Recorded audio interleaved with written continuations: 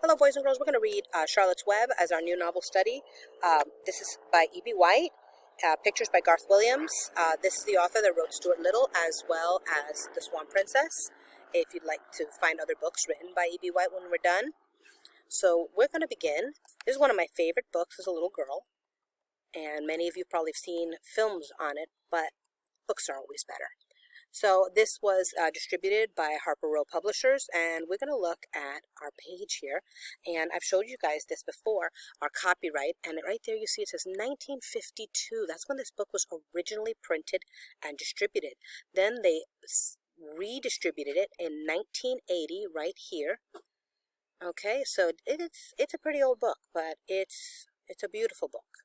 We're going to look at the table of contents, and you're going to notice that the table of contents is written in Roman numerals, but you guys can figure it out. You know, chapter 1, chapter 2, chapter 3, chapter 4, chapter 5.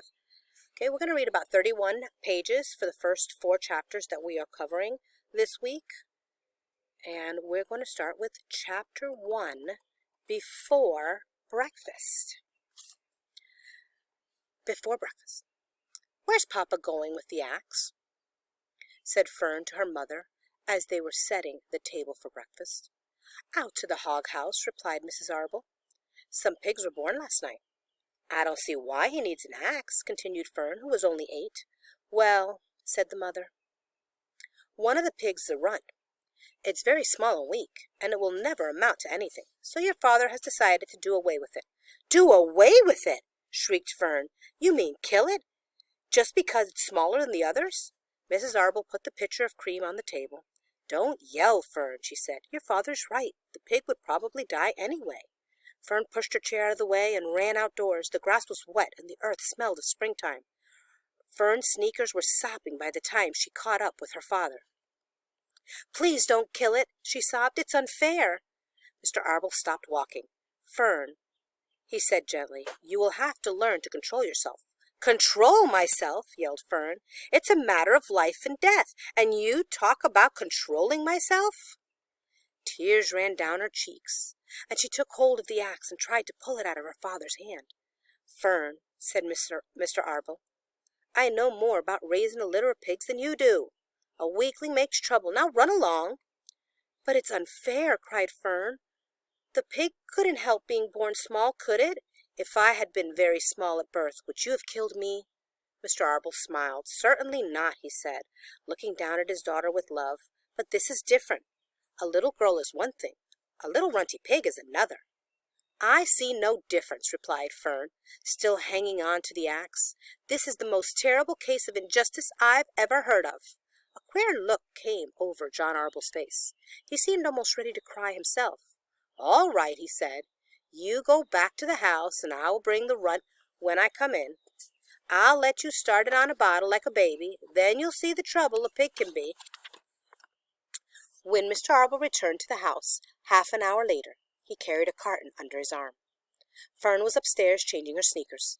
The kitchen table was set for breakfast, and the room smelled of coffee, bacon, damp plaster, and wood smoke from the stove.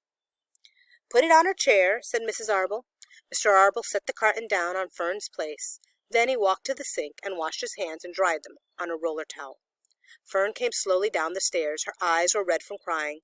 As she approached her chair, the carton wobbled, and there was a scratching noise. Fern looked at her father, then she lifted the lid of the carton. There inside, looking up at her, was the newborn pig. It was a white one. The morning light shone through its ears, turning them pink. "He's yours," said Mr. Arble, "saved from an untimely death, and may the good Lord forgive me for this foolishness." Fern couldn't take her eyes off the tiny pig. "Oh," she whispered, "oh, look at him. He's absolutely perfect." She closed the carton carefully. First she kissed her father, then she kissed her mother, then she opened the lid again, lifted the pig out, and held it against her cheek. At this moment her brother Avery came into the room. Avery was 10. He was heavily armed, an air rifle in one hand and a wooden dagger in the other. "What's that?" he demanded. "What's Fern got?"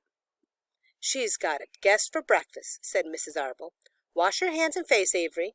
"Let's see it," said Avery, setting his gun down. "You call that miserable thing a pig? That's a fine specimen of a pig. It's no bigger than a white rat. Wash up and eat your breakfast, Avery." said his mother. "The school bus will be along in half an hour." "Can I have a pig too, Pop?" asked Avery. "No, I only distribute pigs to early risers," said Mr. Arble. "Fern was up at daylight trying to rid the world of injustice. As a result, she now has a pig, a small one, to be sure, but nevertheless a pig. It just shows what can happen if a person gets out of bed promptly. Let's eat." But Fern couldn't eat until her pig had a drink of milk. Mrs. Arble found a baby nursing bottle and a rubber nipple.